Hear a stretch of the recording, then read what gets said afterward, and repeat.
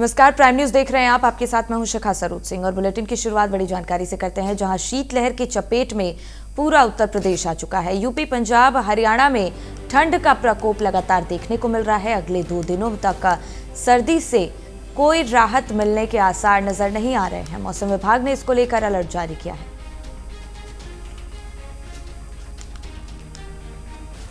तो शीतलहर की चपेट में उत्तर भारत आ चुका है और यूपी, पंजाब, हरियाणा में भी ठंड का प्रकोप लगातार देखा जा रहा है। अगले 2 दिनों तक सर्दी से कोई राहत नहीं मिलने वाली है।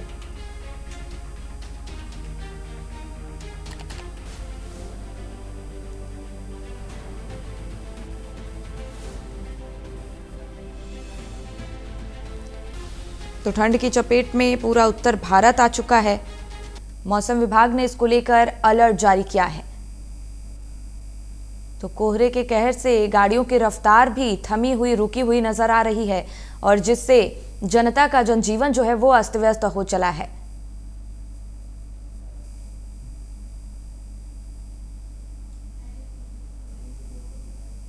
तो धुंध के चलते लोगों को आवागमन में भी भारी दिक्कतों का सामना करना पड़ रहा है।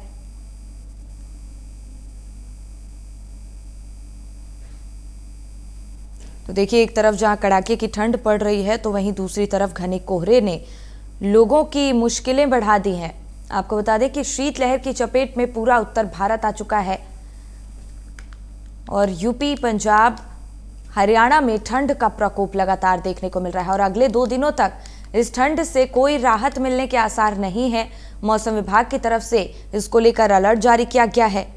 कोहरे की वजह से रेल यातायात भी बाधित हैं और इसी पर और ज्यादा जानकारी लिए अरविंद गौतम हमारे सहयोगी जुड़ गए। देखिए अरविंद, शीतलहर की चपेट में पूरा उत्तर भारत आ चुका है। यूपी, पंजाब, हरियाणा में ठंड का प्रकोप देखने को मिल रहा है। वहां पर फिलहाल क्या स्थिति बनी हुई है?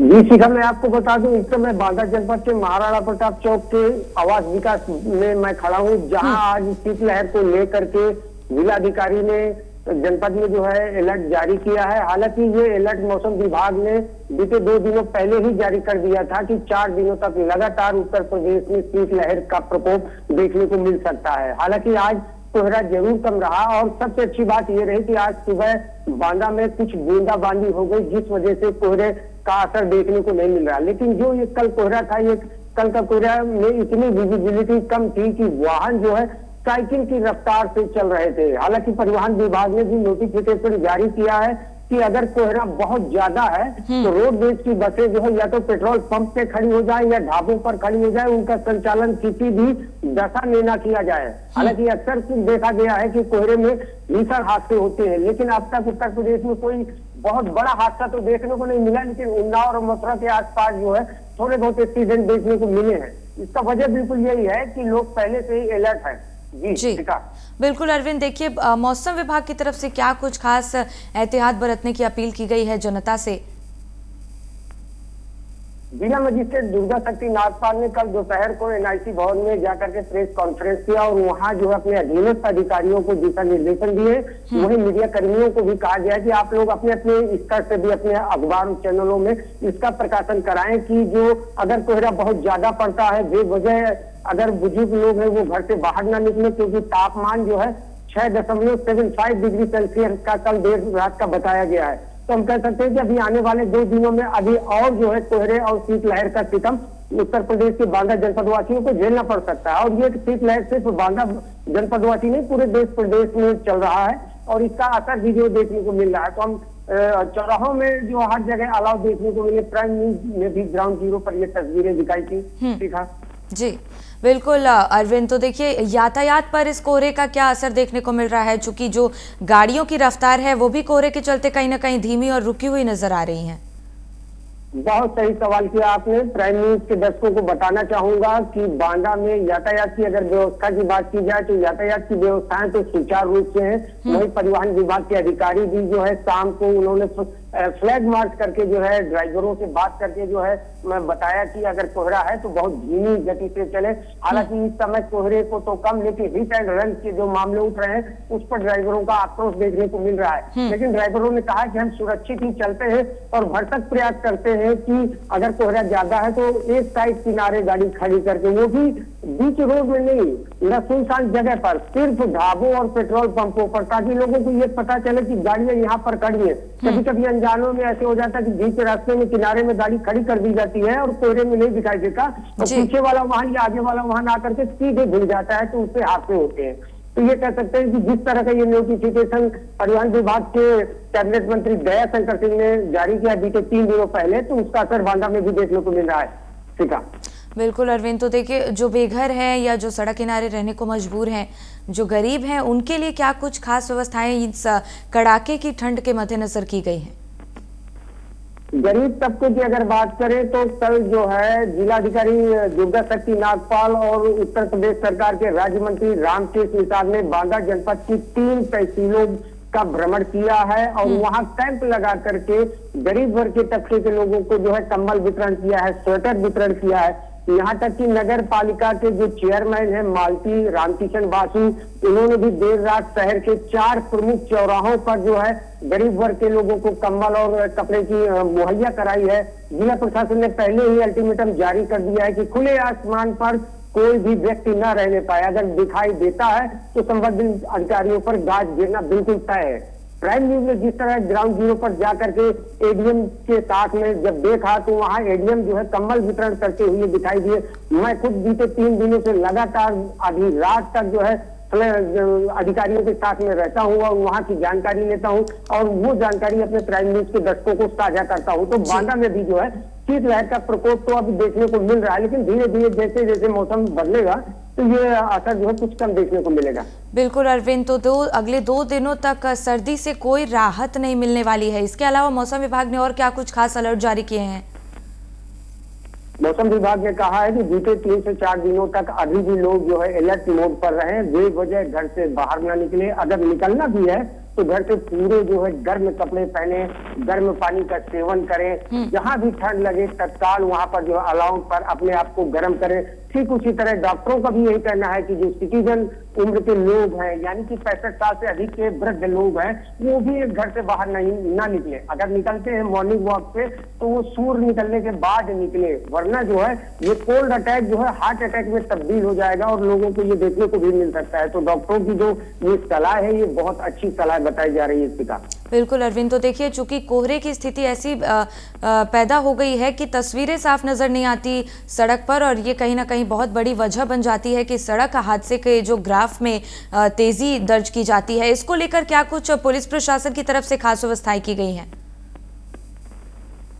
पुलिस प्रशासन की बात करें तो डीआईजी अजय कुमार और पुलिस अधीक्षक अंकुर अग्रवाल ने देर रात 2 दिनों से लगातार पैदल मार्च कर रहे हैं। वजह बिल्कुल ये है कि नया वर्ष भी था, नए वर्ष की पूर्व संध्या पर और नए वर्ष पर दोनों पर जो, यानी कि हम ये कहें कि लगातार 2 दिन तक जब ये फ्लैग मार्च किया, इस फ्लैग मार्च से सावधानियां जो है बहुत लोगों को सुनने को मिली।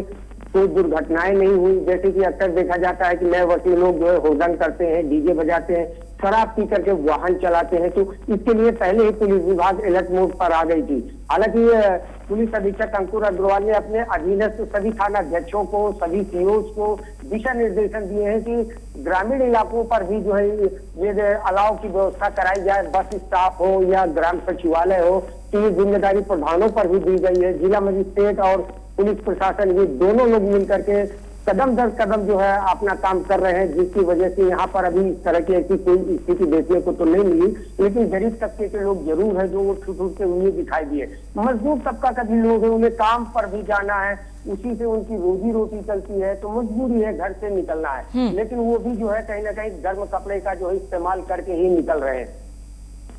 बिल्कुल अरविंद, तो देखिए शीतलहर की चपेट में पूरा उत्तर भारत आ चुका है। कौन कौन से ऐसे राज्य हैं जहां ठंड का ज्यादा प्रकोप देखने को मिलने वाला है? अगर राज्यों की बात करें शीतलहर को लेकर के, तो उत्तर भारत के ज्यादातर राज्य जो है शीतलहर की चपेट में है। राज्यों के मुख्यमंत्रियों ने भी अपने अधीनस्थ सभी लोगों को दिशा निर्देशन जारी किया है, अल्टीमेटम जारी किया है कि किसी भी तरह की कोई भी लापरवाही बर्दाश्त नहीं होगी। सीएम योगी आदित्यनाथ ने भी कहा है कि ठंड से किसी की अगर मौत होती है तो सीधे जिलाधिकारी उसके जिम्मेदार होंगे। हालांकि जिलाधिकारी ने भी कमर कस ली है। दुर्गा शक्ति नागपाल है, आखिर हो क्यों ना, क्योंकि वो अपने कामों से जानी जाती है, चाहे वो अवैध खनन का हो, चाहे वो कोहरे को लेकर के हो, या उत्तर प्रदेश के सीएम के जो भी आदेश है वो जमीनी हकीकत पर पूरी तरह से दिखाई दे सकते हैं। एक व्यक्ति जो है अभी कह सकते हैं कि जो किसान है उनकी जो है ठंड से मौत हुई है। वजह ये थी कि वो खेत पर पानी लगा रहे थे और खेत पर पानी लगाते ही उनको ठंड लग गई, अस्पताल आते आते उनकी मौत हो गई। जैसे ही जिलाधिकारी ने घटना को देखा तो तत्काल जो है देर शाम वो उनके आवास पर पहुंची और उन्हें सारी व्यवस्थाएं मुहैया कराने के लिए अपने अधीनस्थ अधिकारियों को दिशा निर्देशन दिया। जी बिल्कुल अरविंद, तो किसान का जिक्र किया आपने। अगर इसके मद्देनजर जो कड़ाके की ठंड पड़ रही है, इसके मद्देनजर अगर देखें तो फसलों पर या किसानों की जो खेत है उन पर इसका कितना नकारात्मक प्रभाव देखने को मिल सकता है?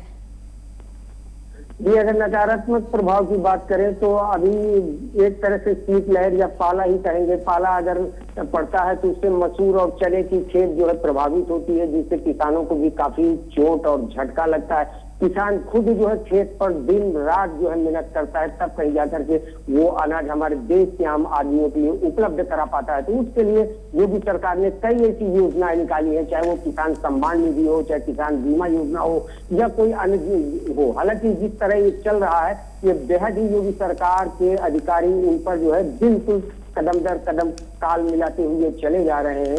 इसी का ये नमूना है कि बांदा के इलाकों में देखें तो बांदा की 4 तहसीलें हैं, 8 ब्लॉक है, सभी जगह जो है ठंड से बचने के लिए अपने स्तर से सारे अधिकारियों ने कमर कस लिया है।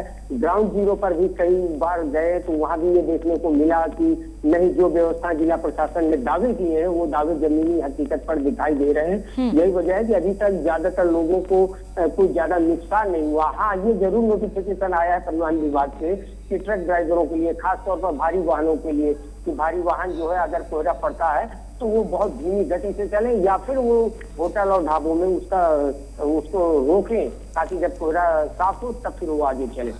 बिल्कुल अरविंद, और इसी पर और ज्यादा जानकारी लिए कुलदीप वर्मा हमारे सहयोगी जुड़ गए। देखिए कुलदीप, शीतलहर की चपेट में पूरा उत्तर भारत आ चुका है। यूपी, पंजाब, हरियाणा में ठंड का खास प्रकोप देखने को मिल रहा है। वहां पर क्या तस्वीरें देखने को मिल रही हैं कड़ाके की ठंड के मद्देनजर? ठीक है, मैं आपको बताना चाहूंगा, हम बात करें पश्चिमी उत्तर प्रदेश के जनपद मुजफ्फरनगर की, जहाँ पर शीतलहर के चलते जो कल शाम से शीतलहर शुरू हो गई है, जिसके चलते जो ठंड है, ठंड का प्रकोप इतना ज्यादा हो गया था कि आने जाने वाले जो वाहन है, जो नजदीकी ढाबे है वहां पर रुक गए थे। और उसके साथ साथ कल दिन में तेज धूप होने के बाद शाम के समय शीतलहर चली और उसके बाद जो आज सुबह देखने को मिल रहा है कि कोहरा पड़ रहा है, जिसके चलते जो वाहन चालक है, वाहन है, वे अपनी लाइटें जलाकर, यानी दिन में भी यानी सुबह के वक्त लाइटें जलाकर अपने गंतव्य को निकल रहे हैं, जिससे कोई भी सड़क पर हादसा न हो। आप देख सकते हो कि मेरे पीछे किस तरीके से काफी संख्या में, भारी संख्या में धूप उड़ी हुई है। और इसके साथ साथ जो वाहन चालक है, जो ट्रक चालक है, जो अदरवाइज बाइक चालक है, वह अपनी लाइटें जलाकर अपने गंतव्य तक जा रहे हैं। वहीं आपको बताना चाहूंगा कि प्रदेश के जनपद मुजफ्फरनगर में लगभग 4 तहसीलें हैं, जिसमें अलग अलग तहसीलों में रैन बसेरे बने हुए हैं, जो सरकार द्वारा इस क्षेत्र में जो डीएम है मुजफ्फरनगर जो डीएम है और अन्य क्षेत्रीय जो है उनको सख्त आदेश दे रखे हैं कि रैन बसेरा चलते कोई भी व्यक्ति सड़क से बाहर न करे। इसके साथ साथ जो जनपद में हर चौराहा है या तहसील में जो अलग अलग चौराहा है वहां पर अलाव जलने की भी व्यवस्था नगर पंचायत द्वारा करके इसको लेकर जो भारी सर्दी से बचने के लिए लोग बाग सुबह के वक्त हाथ तापते भी नजर आ रहे हैं। जी बिल्कुल कुलदीप, तो देखिए चूंकि ठंड की ऐसी स्थिति, ऐसी तस्वीरें देखने को मिल रही हैं कि चारों ओर सिर्फ कोहरे की धुंध ही नजर आ रही है। जाहिर है कि यातायात पर भी, आवागमन पर भी इसका कहीं ना कहीं खास असर देखने को मिल रहा होगा।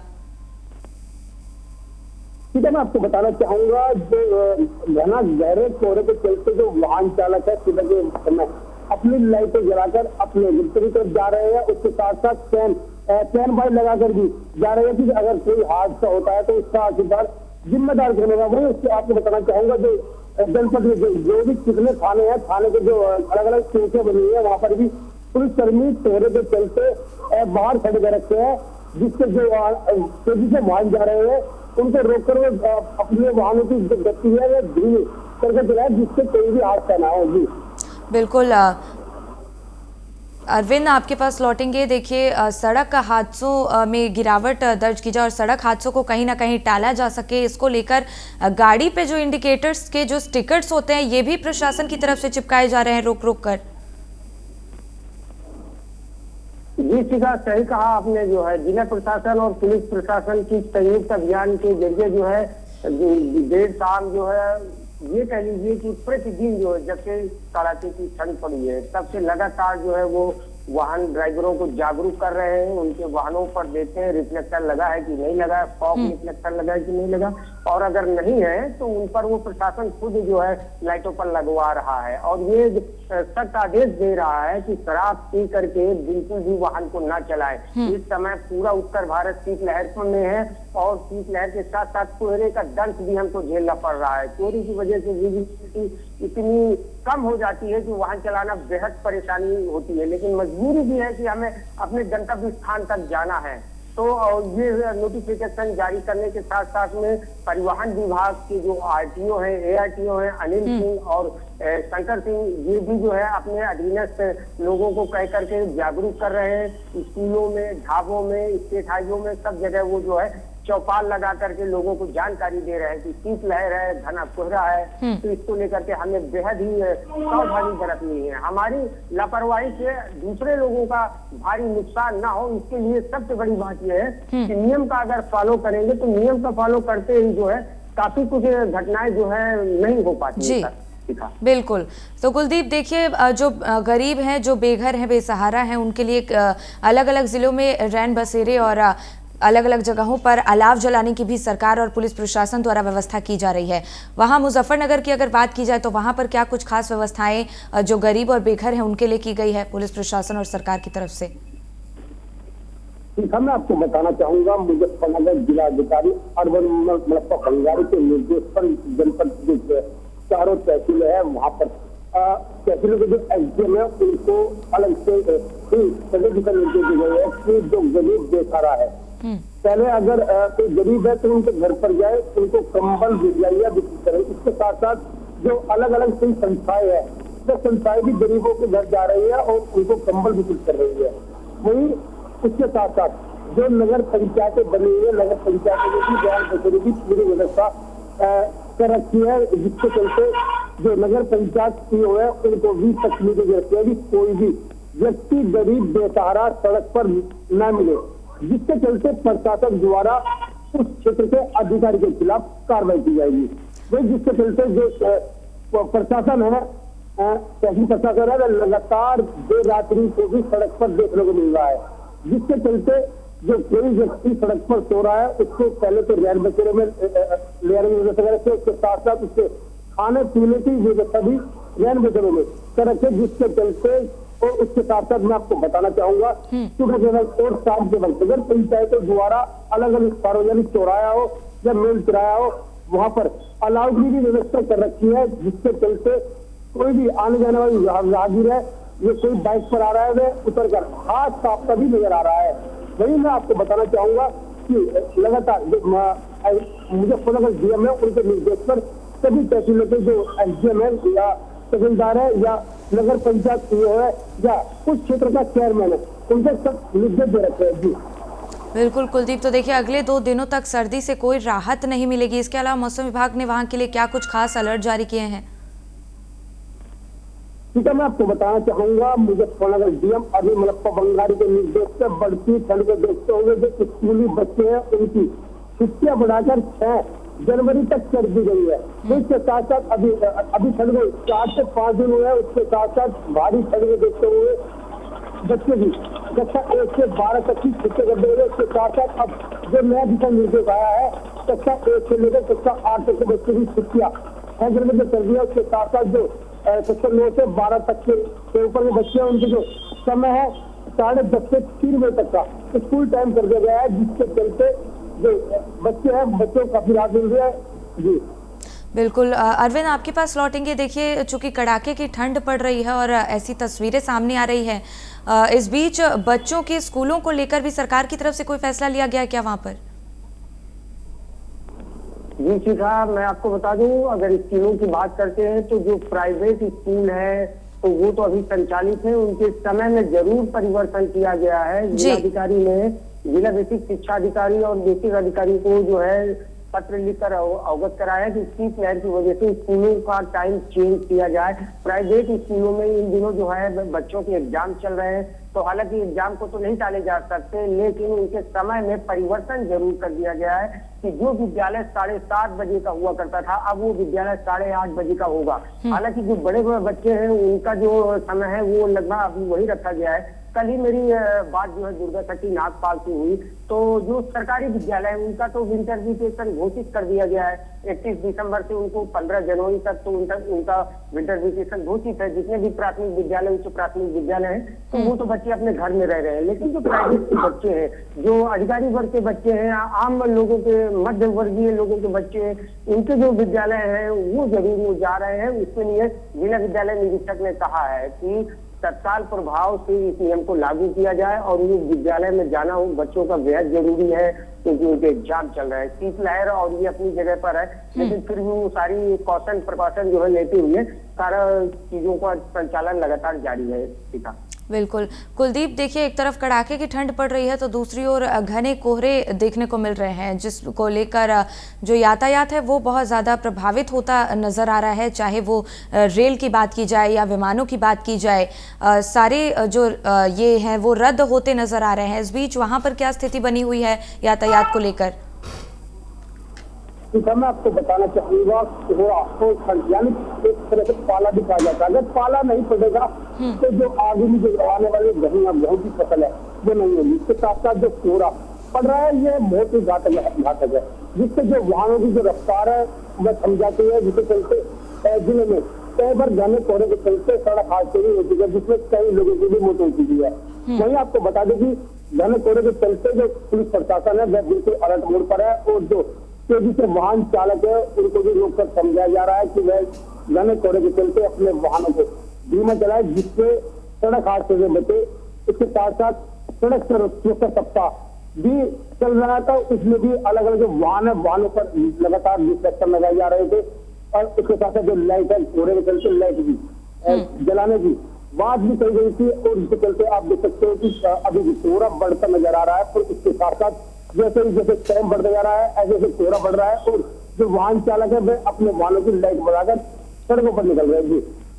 बिल्कुल अरविंद, देखिए कोहरे की वजह से, घने कोहरे की वजह से जो ट्रेनें हैं वो भी रद्द की जा रही हैं, जिसको लेकर यात्रियों को अपने गंतव्य तक पहुंचने में भारी दिक्कतों का सामना करना पड़ रहा है।